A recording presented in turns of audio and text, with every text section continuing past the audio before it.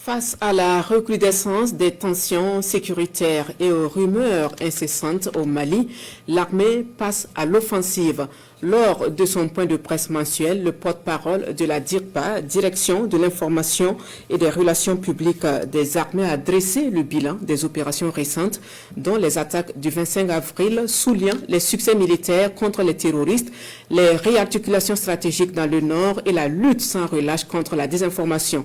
L'état-major général appelle à une union sacrée entre les FAMA et la population. Compte rendu de Alousséni Touré de l'ORTM. Le ton est donné d'entrée de jeu. Le Mali traverse une période de forte tension marquée par des attaques coordonnées. Pour le commandant Maïga, le scénario rappelle les heures sombres de 2012, mais avec une différence majeure, la capacité de réaction des forces de défense. L'état-major général des armées salue la réactivité et la promptitude des forces de défense et de sécurité qui a permis, bien entendu, de contenir la menace et d'infliger de lourdes pertes. Et ceci, on peut le dénoter à travers, bien entendu, la neutralisation de plusieurs centaines de terroristes, des motos et des véhicules récupérés ou détruits.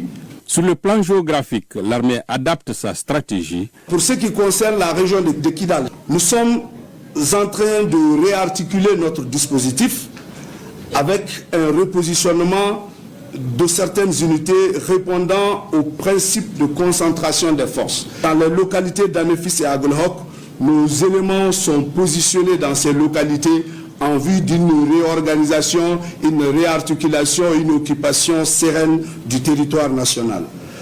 Le rétablissement du dispositif à l'Abezanga est effectif. Mais le combat ne se joue pas seulement sur le front physique. Le commandant a longuement insisté sur la cabale médiatique et le terrorisme psychologique qui vise à semer la panique dans la capitale et au-delà. Le terrorisme le plus impactant, c'est le terrorisme psychologique. Et ce terrorisme psychologique, ça se fait via les réseaux sociaux. Et éviter donc de relayer les informations, parce qu'il est beaucoup plus facile de partager une information à travers un simple clic. Mais les conséquences, les répercussions de cette information, vous ne pouvez pas mesurer l'ampleur de cela.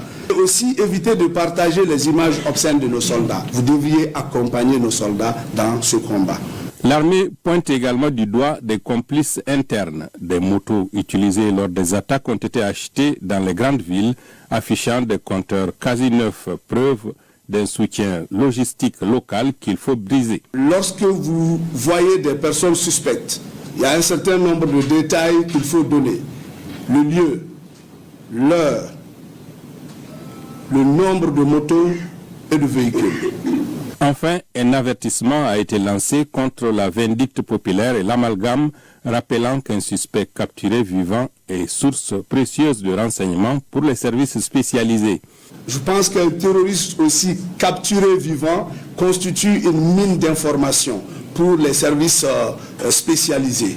Alors, donc, nous demandons aux populations de ne pas les soumettre à la vindicte populaire, de les remettre aux structures compétentes.